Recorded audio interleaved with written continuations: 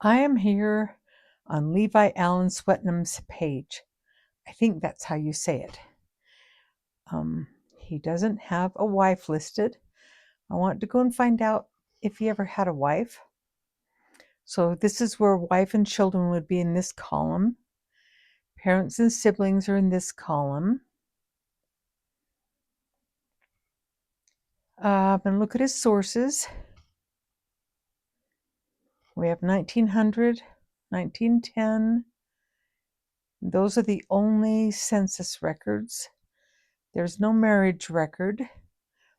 I looked at his World War I draft, or I guess it was World War II draft, and his sister is listed as someone who would always know where he is. And there's no wife listed on Find a Grave. But we're going to go back to Ancestry and see what we can find. And you can tell I've been here already today. We're going to go to one we know is him. There's his dad and his mom. And we're going to look over here. Ancestry says this might be your guy. So we have 1900. Let's double check. Back on his page, we have 1900 and 1910. Those are the only census records. So there's a 1920. I'm holding down the control button, or you can right click and then add a new tab. I'm holding down the control button. I'm going to go to 1920. I've already looked at World War II draft, names his sister. 1940, 1930, 1950. Those are the census records. They might be him,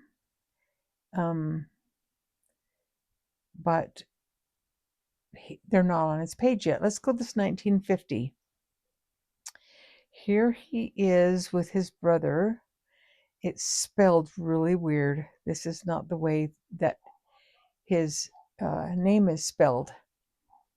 I'm going to show you what happens here. So we're going to, oh, and it says that he's divorced. We're going to go back to his page, to details, and we're going to go over here to FamilySearch, looking for specifically that 1950 census record.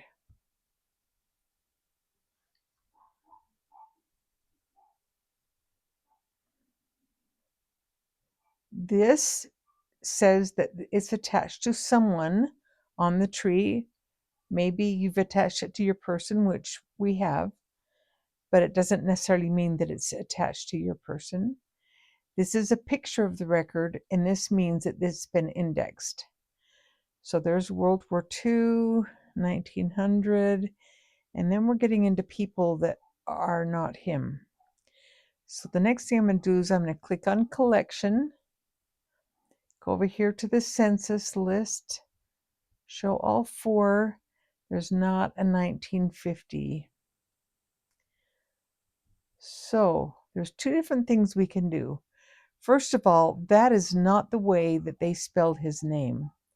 They spelled his name with two T's and man instead of nam. So we're going to go back over here, and we're just going to put Levi.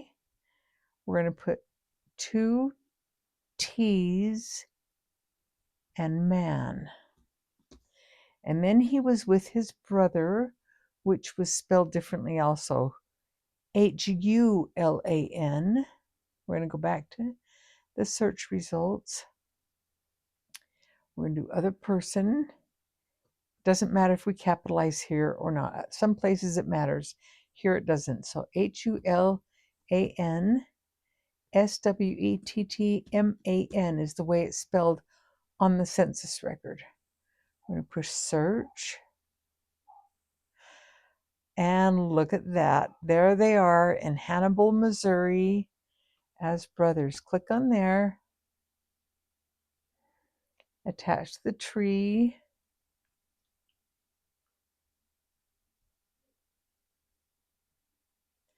And there's Levi. We're going to attach. He was born in Missouri. He's divorced. He's a painter, papering guy. And that's where he lived on that date. That's when the census was taken. Attach. Now we're going to open up his siblings. Remember, this is what's on Family Tree. This is what's on this document.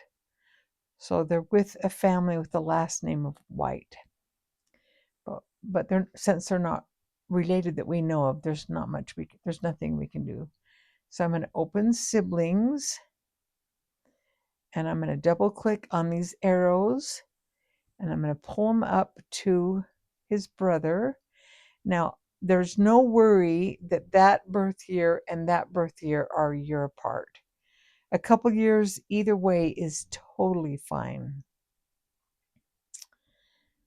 Don't even have to question it. I'm adding all three of those things and attaching it.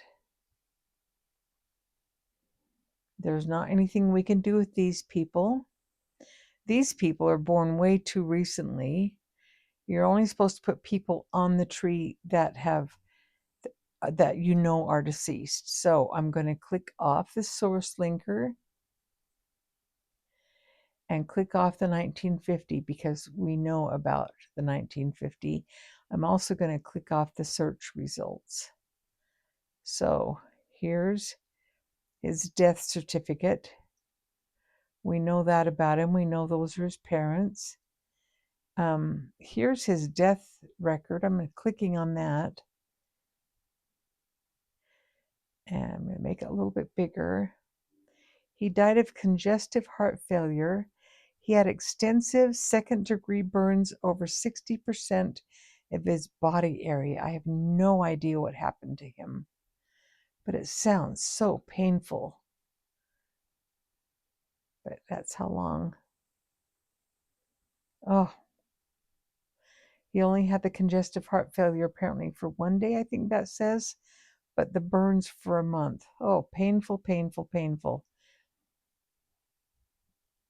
1920. He's still living with his mom and some other people. We can go look for that one. Here, he's divorced, living with a cousin. Because he's a cousin, we can't attach him. You can only attach records that they're on the family group, and a cousin wouldn't be there. So you'd have to go to Walter's page to attach this record to Walter. And Levi, you would only do his page. And in 1930, he's married. There's his wife. And supposedly that's her maiden name right there. So we did good.